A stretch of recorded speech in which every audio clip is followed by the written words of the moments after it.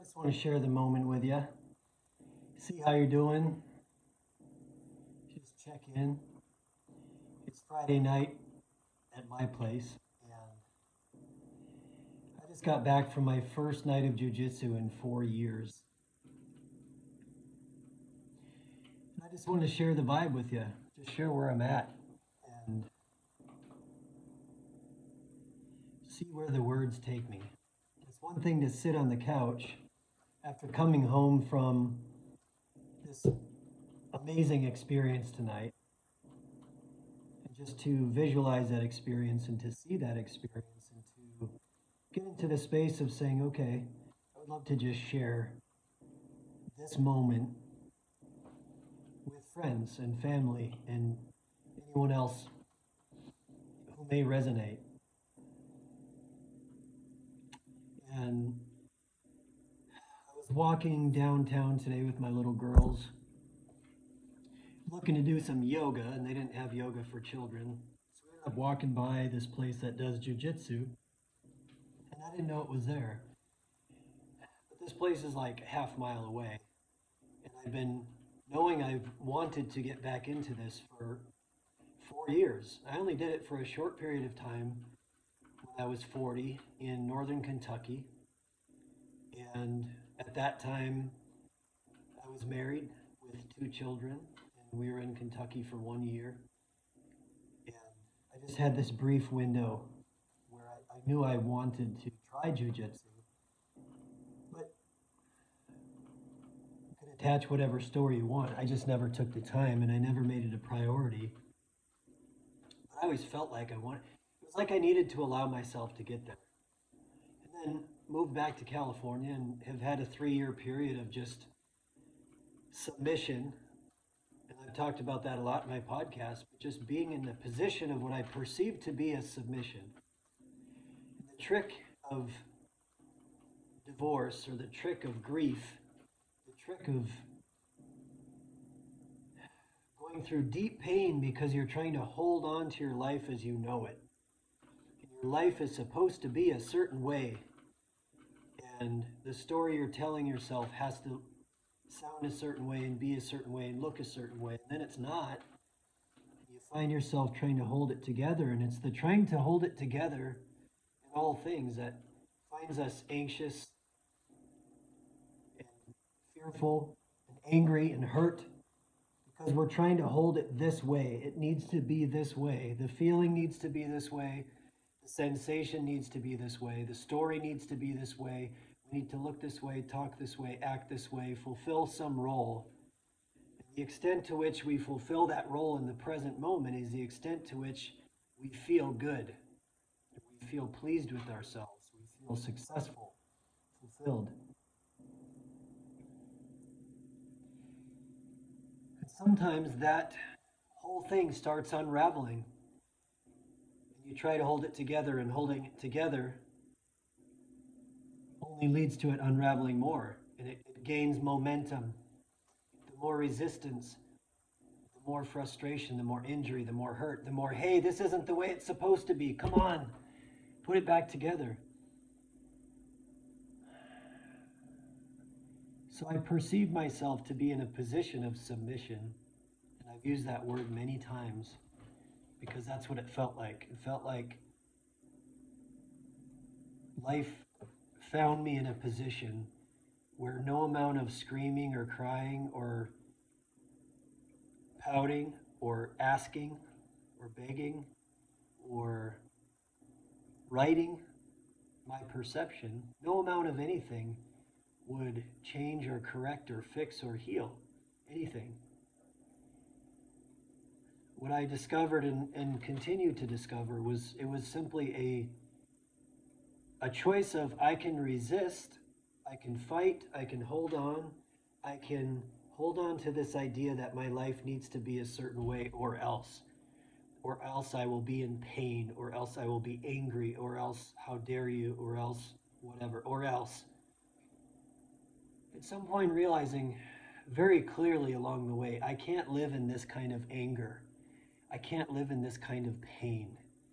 I can't live in this kind of story. It's too exhausting on the body. It's too exhausting on the heart. literally exhausting when your heart hurts all the time. And part of why your heart hurts is because you grieve for your children. This isn't just my story, it's also theirs. So, this is a tough journey for a lot of us because letting go when you're footloose and fancy free on your own and you're single, so to speak, is one thing. But the lesson of being a father and having a choice between going or staying, moving away from or standing firm, being rooted, these are real things. These are real things that we navigate. And ego or otherwise, meaning, what am I fighting for? What is the essence of why I'm attached to this or what I'm fighting for? Well, being a father, to me, subsumes all other roles, and particularly when you take the role of husband away, when that role is taken away, like other than honorable discharge in the military, it's like your husband title is taken away and you have been other than honorably discharged by your partner and anyone associated with her. You experience what tribalism looks like. But when you get the other than honorable discharge of divorce, and if you really strip down your intentions and your attachments and your awareness, what you discover quickly is being a father is the number one gift. It's the number one duty. It's the number one position to hold. And learning how to hold that position, learning what that position is, has been an unbelievably painful gift. And it's become a gift the more I've learned to turn submission into surrender. The more I've learned to say, okay, I can fight this and push against it and resist it and exhaust my energy trying to control something or trying to put something into what I perceive to be a correct state of being, and trying to do that for my children as well. So it's not just a me thing. It's not just an I thing. It's I need to hold the ground for the kids. And at some point, you discover the kids aren't always the priority as much as people put it that way. The state doesn't always do, what is in the best interest. And I'm not trying to exaggerate and be dramatic. I'm simply saying kids go through a lot. And we don't, I hear all the time, and I've heard it in my own experience, people dismissing the trauma of divorce. How many of us have experienced the trauma of divorce? We normalize it, and I even know people that completely minimize the experience and the implication of being a child who goes through a divorce, particularly an extended and painful divorce. It is not fun. It's not pretty. It hurts. And you find yourself constantly on the lookout, constantly on edge, constantly wanting to hold it together. You have this deep desire to hold it together, even in the face of a lot of drama and a lot of pain and a lot of evidence that suggests you should let go of it. But as a kid, sometimes all you have is holding it together. You need to hold your reality together or you're going to fall apart. So sometimes people are horribly abused even, and they still hold their reality together and they decide that mommy must be abusing me because I must be bad. That's the story some people tell themselves to survive. So these past 3 years for me have been facing things, facing myself, facing my shadow, facing my all the things that make you feel grief. Grief is this gradual ongoing process of, oh shit, I got to let go of that too. Oh shit, I got to let go of that too. From start to finish, you find over this 3 year period letting go of a lot. Letting go of a lot of things that you never imagined you were capable of letting go of.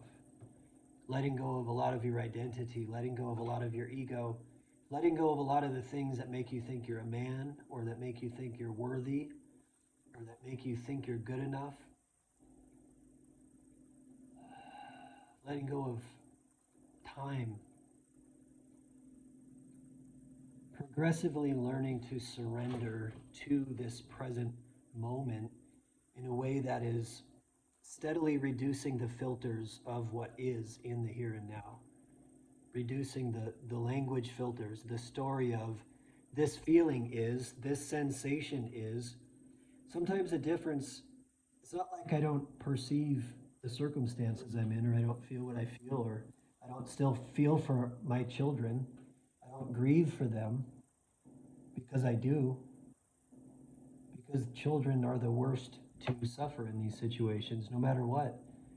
And sometimes trying to hold it together and sometimes trying to do what you think is best for them ends up hurting more, because sometimes the answer is to let go and let it be and let it flow, and trust that by getting out of the way and letting go yourself, that by doing the very best you can to take a look in the mirror, take responsibility for everything, even the shit you think you can't take responsibility for. You take responsibility for shit other people did to you. You start to look at, what are you creating? What are you creating with the story you're telling yourself? What are you creating with the ego attachments? Who have I become as a 40-year-old man? And watching that unravel over the past 4 years, and getting to a place a few days ago where, and this is after daily practice and daily wrestling with the self and recognizing, okay, I'm letting go of that too. The reality is, you could have went from start to finish a lot faster had I recognized, oh, I'm just going to have to let go of all this shit. I better just let go of the whole thing. Let go of the ego, let go of the identity, let go of the story, let go of the shoulds and the to-dos and the idealisms and the expectations, and just notice this present moment as it is, without a judgment, without a filter, without even reacting to the sensation in the body or the sensation in the mind that we call thought.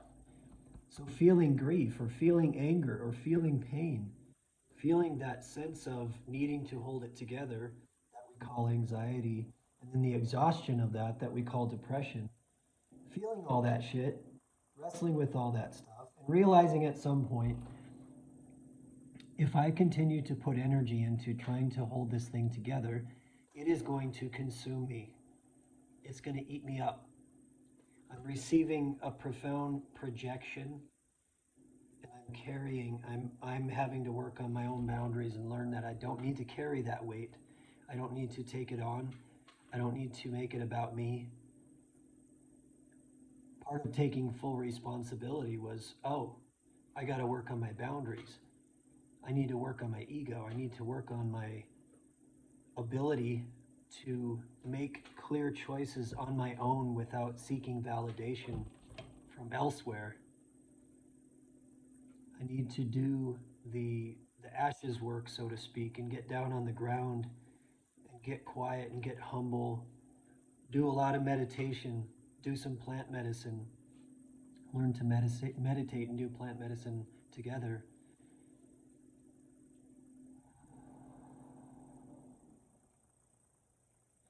So earlier this week, I just had this profound experience of having an abundant experience of love. And I could attach words to that love. People like to attach words to the perception and to the feeling and to the sensation of being right here and now. So we say it's Christ love, or it's love, or it's something other than in the present moment of it. It is a profound sense of love and light and openness and energy. But what I truly felt was, because of that extreme light, I also felt the extreme dark that was still holding on right in my chest, right in my stomach. I felt it literally in the context of spending a long period of time letting go of thoughts, really focusing my attention on allowing love to become, really allowing the anger and the sadness and the grief, and allowing all that stuff in the mind to just let go, allowing the stuff in the body to let go, imagining what it would be like to allow love to completely fill my body. And what's crazy is I did feel that and I did experience that, and it was wonderful. But I started feeling that energy creeping up from my gut on up, and I felt the deep clenching holding on around my heart and around my upper abdomen. In moments like that, you have a choice of I can react to this as deep anxiety or deep pain or deep anguish or deep grief, and I can run away from it. I can bury it. I can cover it up with la la la la la. I'm going to tell all these stories. I'm going to rationalize everything, and I'm going to deny everything, and I'm going to say, fuck you. It's your fault. It's your fault. It's not my fault. I'm the victim of something. You hurt me by setting boundaries. So you got to knock all that shit off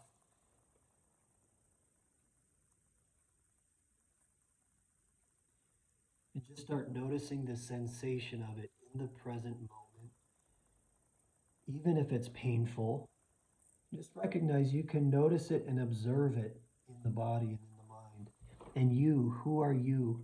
You are something entirely unique and different and curious and unknown and expansive.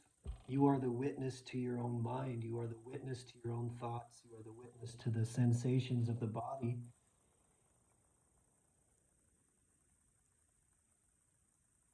Eventually, if you surrender enough, you learn to allow yourself to be who you are naturally in the present moment.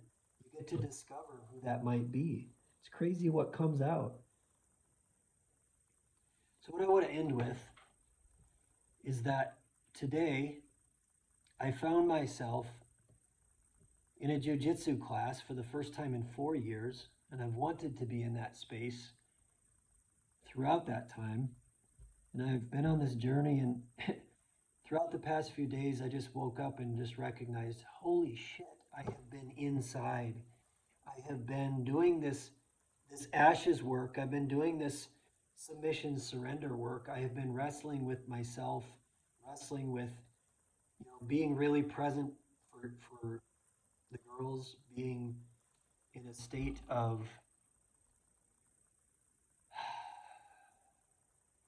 just needing to be simple and steady, calm and steady, and working through shit no matter what to hold a space of home. But man, a few days ago, I just woke up and realized I have been inside, and the inside work, it's time to take a rest on that. Or at least, how about this? It's time to find a balance. The inside and the outside. So I found myself opening up more in that experience the other night. And as I allowed that deep sensation in my chest and gut to become fully expressed, it literally choked up my throat. And I felt like I was gagging on the energy coming out. And when I say energy, what I mean is not just emotion, a profound sensation in the body. You feel it when you get rid of the words, when you get rid of the story, when you get rid of the attitude, when you get rid of the fear, when you get rid of the why is this happening to me, when you get rid of the I gotta hold it together. What's left? Just a sensation that is powerful. And when you fully allow it to be expressed, it's even more powerful. And today I found myself walking by the store and there's a jiu-jitsu class, and I'm literally run home and get my stuff, and I'm back there a few hours later, and I'm rolling around with a 300-pound dude and just loving life and feeling my bones crunch and feeling my breath in my chest and just feeling humbled, feeling gratitude, feeling just like, holy shit, what happened? Waking up, man, waking up from a time capsule, waking up from a catabasis, waking up from literally the metaphor I shared with a friend was just, being deep in a mucky, muddy hole where you're deep in that mud and you're trying to get free from it for so long. And no matter what you do, it's clinging to you. Sometimes you find yourself in situations like that in your life where you just aligned yourself with the wrong person at the wrong time, perhaps. You had some growing up to do yourself. It's always all of it. But it's okay to let go, and it's okay to look in the mirror and take as much responsibility as you possibly can and progressively let go of all that icky shit that you don't want to be attached to you. Sometimes to let go of all that stuff, you got to just really, really, really let go. You got to let go of excuses and ideas and pains and stories and people. Sometimes it's really painful letting go of those people that you love or you thought you loved or that you thought they loved you and suddenly they just disappear. It's part of the experience. So I just want to share this moment with you because today was a really beautiful day for me of waking up to a whole different way of looking at my life at age 44 and literally laughing today. I literally laughed today at everything that's happened. And for anyone that's ever been through, something significant, and that's like everybody that isn't living in complete denial,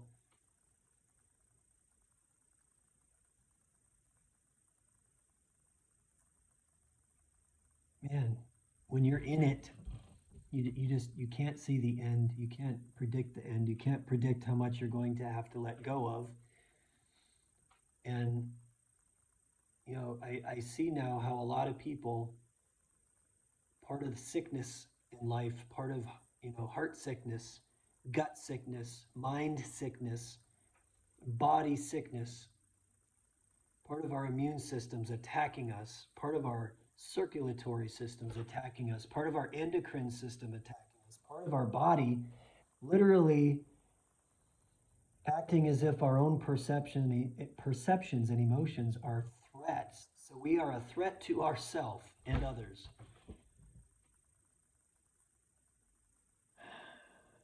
Part of all that sickness is just we want so badly for the world to be a certain way. We want so badly for the world to treat us a certain way.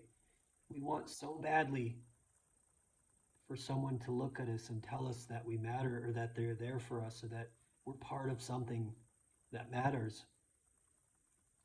We have certainly just forgotten our neighbors. We've forgotten how to empathize with the other. We have put such profound labels and insults and injuries and such narcissism on each other. Different people have different opinions, different ideas, different perspectives, different values. And if you've ever taken the time to been willing to have gone to the other and spent significant time with whatever you perceive that to be and found a way to love and found a way to tolerate and found a way to have some respect for the other, unless you've done that, it's just it's easy to let shit bounce off of you and assume that your perspective is correct or righter than the other. It's easy to insult. And that just blows my mind, the ass backwards philosophy of I'm going to somehow insult you into submission. I'm going to beat you into submission and make you believe my point of view. I'm not going to give you love. I'm going to give you insults. I'm going to call you an idiot. I'm going to make you feel ignorant. You'll never move someone through insult and injury and control.